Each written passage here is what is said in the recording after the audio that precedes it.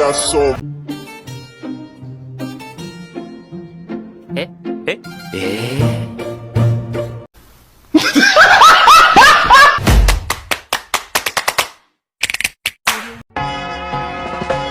singing low while I pop a bottle off of your chain swinging.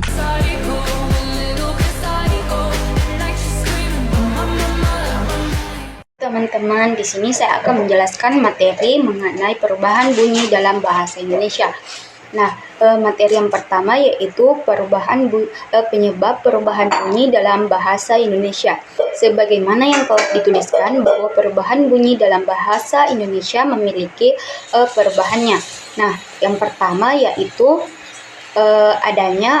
akibat adanya kuartikulasi. Nah, kuartikulasi yang dimaksud di sini adalah sertaan atau artikulasi. Kedua adalah proses artikulasi yang lain yang menyertai terjadinya artikulasi utama.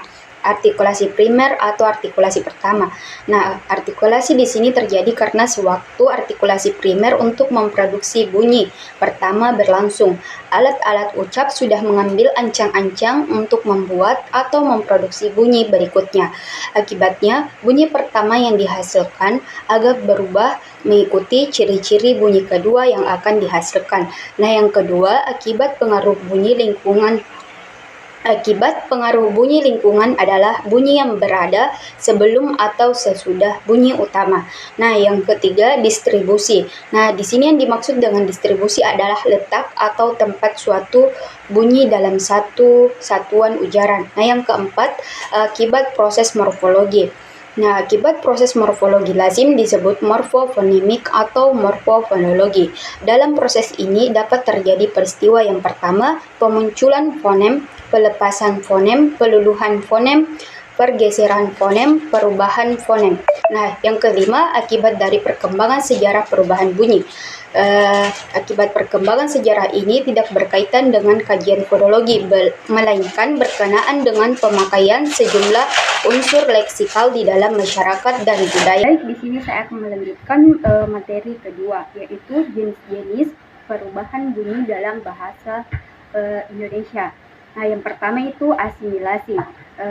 Asimilasi yang dimaksud di sini adalah perubahan bunyi dari dua bunyi yang tidak sama menjadi bunyi yang sama atau yang hampir sama. Nah, hal ini terjadi karena bunyi-bunyi bahasa itu diucapkan secara berurutan sehingga berpotensi untuk saling memengaruhi atau dipengaruhi. Nah, yang kedua, disimilasi. Kebalikan dari asimilasi. Disimilasi adalah perubahan bunyi dari dua bunyi yang sama atau mirip menjadi bunyi yang tidak sama atau berbeda. Nah, yang ketiga adalah modifikasi. Modifikasi vokal adalah perubahan bunyi vokal sebagai akibat dari pengaruh bunyi lain yang mengikutinya. Nah, perubahan ini sebenarnya bisa dimasukkan ke dalam peristiwa asimilasi, tetapi karena kasus ini tergolong khas, maka perlu disendirikan. Nah, yang keempat adalah netralisasi, adalah perubahan bunyi fonemis sebagai akibat pengaruh lingkungan. Nah, yang kelima adalah serosiasi, adalah penghilangan bunyi fonemis sebagai akibat upaya penghematan atau ekonomisasi pengucapan. Peristiwa ini biasa terjadi pada penuturan bahasa-bahasa di dunia, termasuk bahasa Indonesia, asal saja tidak mengganggu proses dan tujuan komunikasi. Peristiwa ini terus berkembang karena secara diam-diam telah didukung dan disepakati oleh komunitas penuturnya. Serosiasi ini terdapat 3 jenis, yaitu ateresis, apokop, dan sinkop. Yang keenam adalah metathesis, adalah perubahan urutan bunyi fonemis pada suatu kata sehingga menjadi dua bentuk kata yang bersaing. Dalam bahasa Indonesia, kata-kata yang mengalami metathesis ini tidak banyak, hanya beberapa kata saja. Misalnya, kerikil menjadi kelikir, jalur menjadi lajur, berantas menjadi bantras. Diptonisasi, kebalikan dari diptonisasi adalah perubahan dua bunyi vokal atau vokal rangkap menjadi vokal tunggal. Peristiwa penunggalan vokal ini banyak terjadi dalam bahasa Indonesia sebagai sikap pemudahan pengucapan terhadap bunyi-bunyi dipton. I love you just the way you are.